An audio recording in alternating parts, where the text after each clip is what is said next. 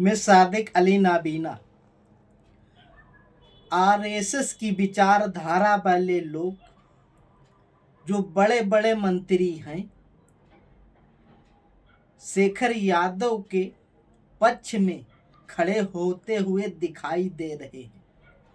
मैं इसीलिए तो कहता हूं कि हर ऊंचे पद पर आरएसएस के लोगों को इसीलिए तो बिठाया गया है कि आरएसएस के लिए, बीजेपी के लिए काम कर सके, चाहे वो हाई कोर्ट के जज हो, चाहे सुप्रीम कोर्ट के जज हो। वो इसीलिए बिठाए गए हैं कि भारत को हिंदू राष्ट्र बनाना है, मनुस्मृति का संविधान लागू करना है। जो बाबा साहेब भीमराव अंबेडकर ने संविधान बनाया वो इन जातिवादी शेखर यादव के लिए कुछ भी नहीं है, बीजेपी आरएसएस के लिए कुछ भी नहीं।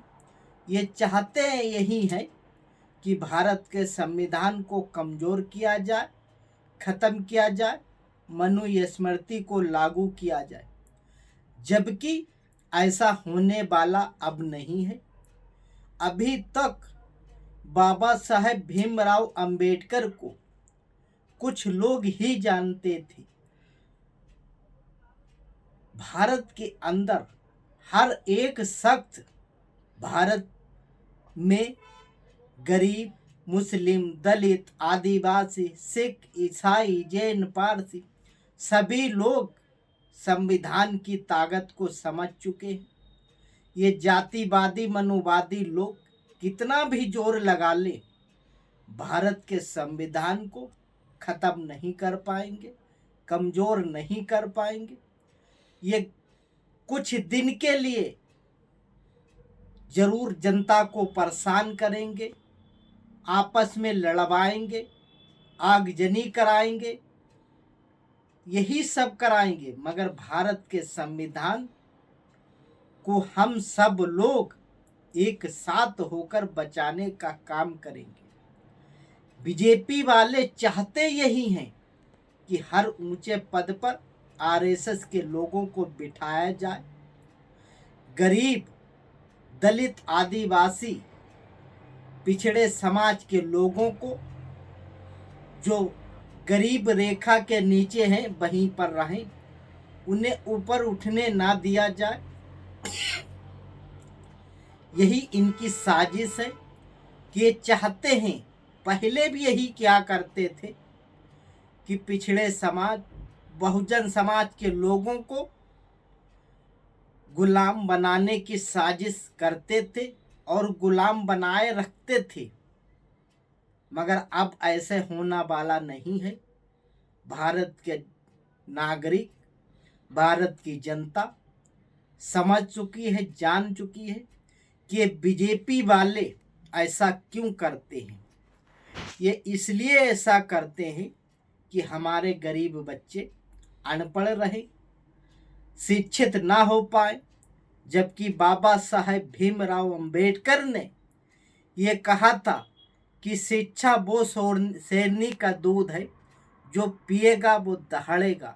इसीलिए बीजेपी की सरकार ने हजारों स्कूल सरकारी जो हैं वो बंद कर दिए, प्राइवेट स्कूल अधिकतर खोल दिए गए हैं कि गरीब मजदूर लोग अपने बच्चों को ना पढ़ा पाए।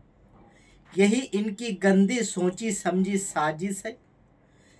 महंगाई दिन पे दिन बढ़ती चली जा रही है,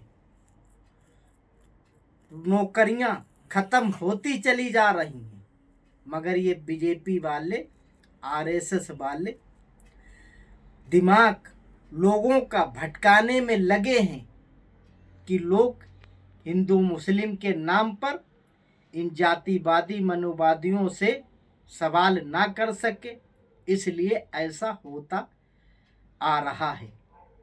मस्जिद के नीचे मंदिर ढूंढने जा रहे हैं, जबकि ये भारत के संविधान में के अनुसार बिल्कुल गलत है। ये हम सबको समझने की, सोचने की ज़रूरत है।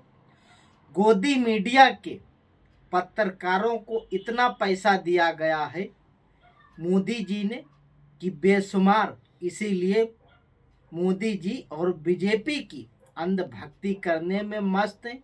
जनता की बात करने में उन्हें डर लगता है, इसीलिए उनका तो भला हो चुका है, मगर हम सबका भला जब ही होगा जब भारत में संविधान मजबूत रहेगा, सबको बराबरी का अधिकार मिलेगा। ये गोदी मीडिया वाले बीजेपी की तारीफ करने में लगे हैं, मगर भारत का हाल इस वक्त इस तरीके का है कि 185 करोड़ भारत के ऊपर कर्ज हो चुका है। मोदी जी ने लिया है और गीत गा रहे कि 2014 के बाद भारत बहुत अच्छा हो गया है, जबकि 2014 के बाद भारत की हालत बद से बदतर हो गई। लाखों लोग भारत की नागरिकता छोड़कर विदेशों में जा बसे हैं कि भारत में ना नौकरियां हैं, ना रोजगार है, ना शिक्षित है, इसीलिए लोग विदेशों में जाके रहने लगे हैं। ये हम सबको सोचने और समझने की ज़रूरत है कि बीजेपी जब तक सत्ता में रहेगी नफरतें फैलाती रहेगी। ये आरएसएस की विचारधारा वाले लोग अंग्रेजों की दलाली करते थे। सम्राट अशोक के ज़माने में अखंड भारत हुआ करता था, जबकि भारत की सीमा ईरान तक लगती थी। इन जातिवादियों ने भारत को खंड खंड कर दिया। आज भी अब खामोश नहीं बैठे, अब ये मोहल्ले, राज्य, जिले को भी खंड खंड करना चाहते हैं, मगर हम सब लोग एक साथ होकर, एकजुट होकर भारत के संविधान, लोकतंत्र को बचाओ, भारत को बंटने से बचाओ। ये बीजेपी आरएसएस के लोग फूट डालो, राज करो, यही इनकी नीति है। अगर हमारी बात से सहमत हो तो इस वीडियो को लाइक करना, शेयर करना, सब्सक्राइब जरूर करना। गोदी मीडिया जनता के लिए बात नहीं करती। हम सब लोग अपने हक की लड़ाई लड़े, यही मेरी सभी साथियों से अपील है। जय हिंद।